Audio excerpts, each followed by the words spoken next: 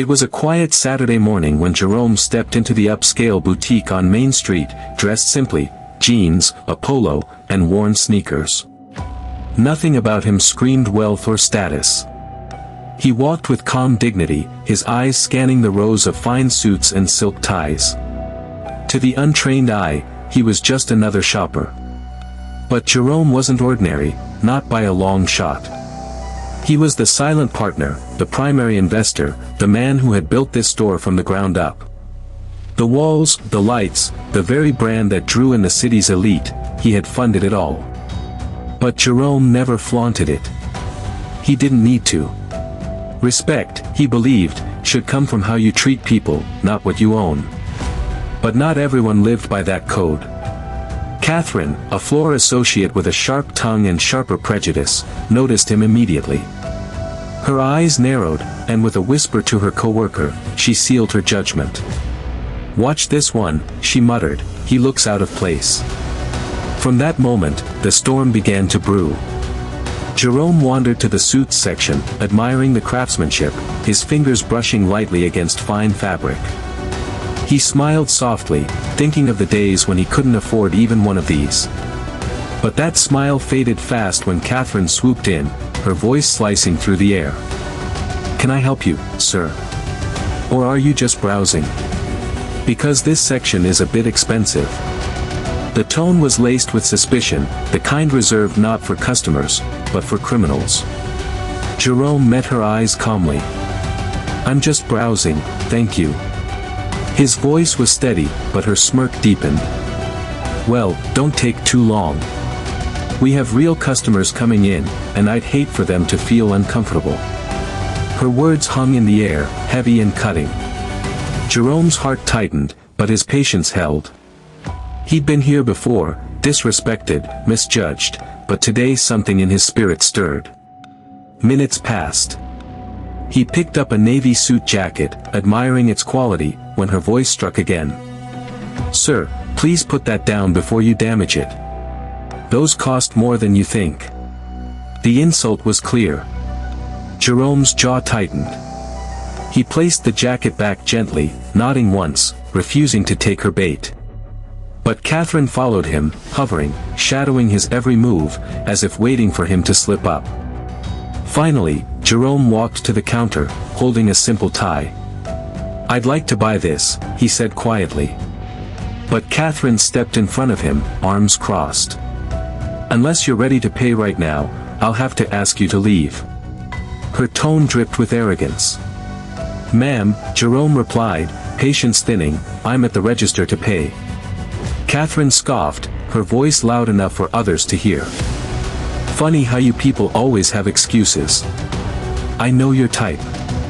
The room fell silent. Customers stared. A few whispered. Jerome's calm was the only thing holding the moment together. "Don't touch me," he said when she reached for his arm. "I came here to shop, nothing more." But Katherine called out for security, playing the victim.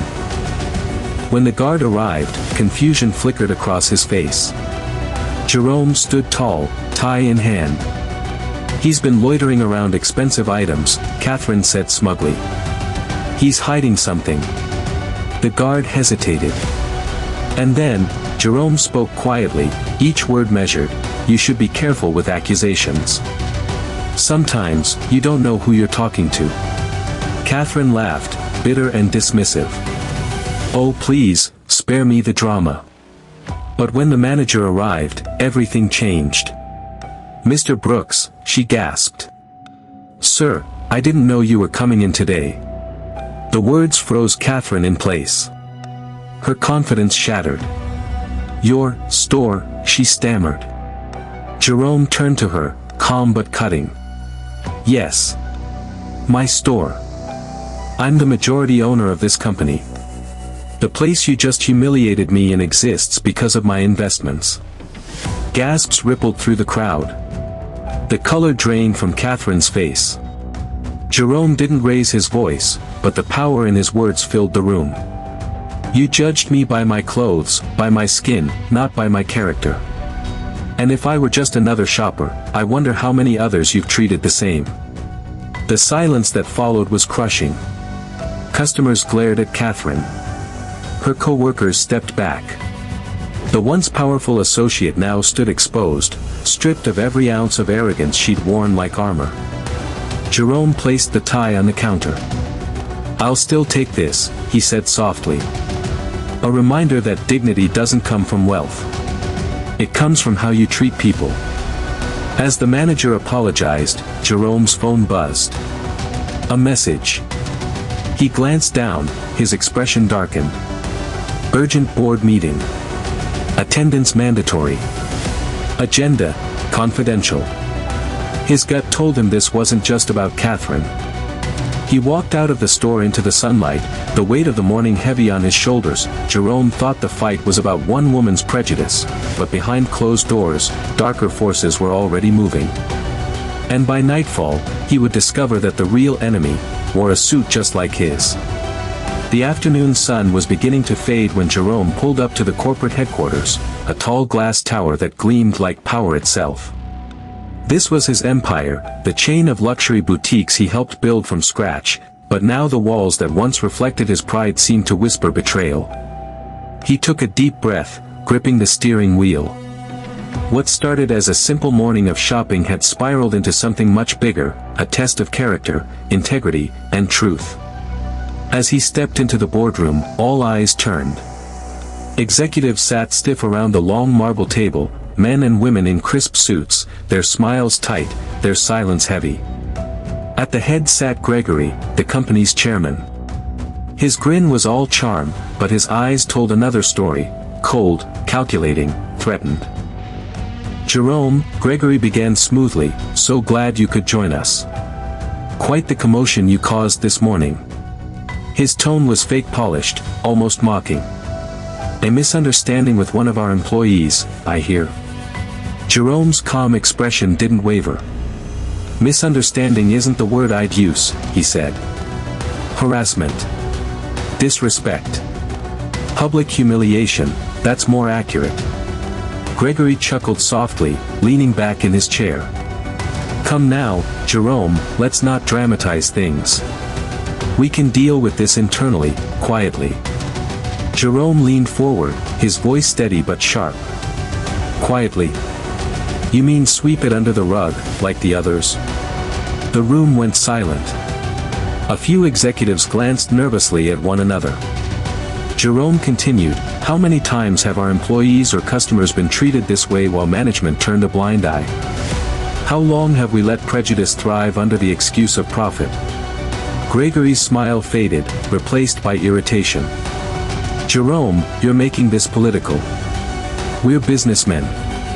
We deal with numbers, not feelings." Jerome met his gaze evenly. "Then here's a number, Gregory, 1. One principle. One standard. Either we treat every person with dignity, or we stand for nothing." A man named Brad, one of Gregory's allies, snorted. "Oh please. You're not some social crusader. Customers like Katherine bring in money. People like her keep our sales high." Jerome turned toward him, voice calm but cutting. "And people like me built this company. With my vision. With my money. With my name. And I won't let that name represent prejudice." The tension in the room snapped like glass. Gregory slammed his palm on the table. "Enough. You forget your place, Jerome. You may own shares, but I run this company." Jerome's eyes hardened. "No, Gregory. You run the numbers. But I own the foundation they stand on." The room fell into uneasy murmurs until Claire, one of the quieter board members, spoke up hesitantly. "There's something else," she said, her hands trembling slightly. "Videos of the boutique incident are everywhere. Millions of views. Hashtags calling for a boycott. People are furious." Gregory's face drained of color. "What?" She nodded. "It's trending on every platform. The company is being labeled racist." Jerome leaned back slowly, his tone quiet but powerful. Then you'd better decide fast whether you'll stand for integrity, or hide behind greed. Because I won't be silent. Gregory's jaw tightened. You're destroying us. Jerome shook his head. No, Gregory. I'm saving what's left. Suddenly, Jerome's phone buzzed on the table. One new message flashed on the screen from an unknown number. We have proof Gregory's been embezzling funds. Check your email. Confidential files attached. Jerome's heart raced. He looked up, his expression unreadable. Gregory noticed, and froze. Something wrong, Jerome? He asked, but there was fear behind his smirk. Jerome didn't answer. He opened his laptop, projected his screen onto the boardroom display, and with a single click, the truth filled the room. Bank transfers. Hidden accounts. Corporate kickbacks signed under Gregory's name. The board erupted. Voices shouted, papers flew, phones rang. Gregory leapt to his feet, shouting, "This is a lie." But the evidence was undeniable. Jerome stood slowly, voice calm amid the chaos. You used this company to line your pockets while you silenced the people who built it. You told me not to make noise, but the world is already listening. Security entered the room, led by the company's legal officer. Mr. Gregory, she said firmly, you need to come with us. Gregory's face went pale. You can't do this. You'll regret it, Jerome. Jerome met his glare, unflinching. Maybe. But I'd rather lose money than my soul. The guards escorted Gregory out as the boardroom buzzed with shock. Claire turned to Jerome, eyes wide. What happens now? Jerome sighed, his shoulders heavy but proud. Now, we rebuild, with truth at the center. He gathered his things and walked out, the hallway echoing with whispers and flashlights from reporters already gathering below. Outside, the city lights shimmered against the glass. Jerome looked up at the sky, a sense of justice finally settling in his chest. But just as he reached his car, his phone buzzed again. Another message. No name. No number. Just 3 words that made his stomach drop. He wasn't alone. Jerome froze, staring at the screen as the night wind rose around him. Somewhere in the shadows, another secret was waiting. Another hand behind the curtain. The fight wasn't over yet. Jerome thought he had cut out the root of corruption, but he had only exposed the beginning. Because power, once threatened, never falls quietly.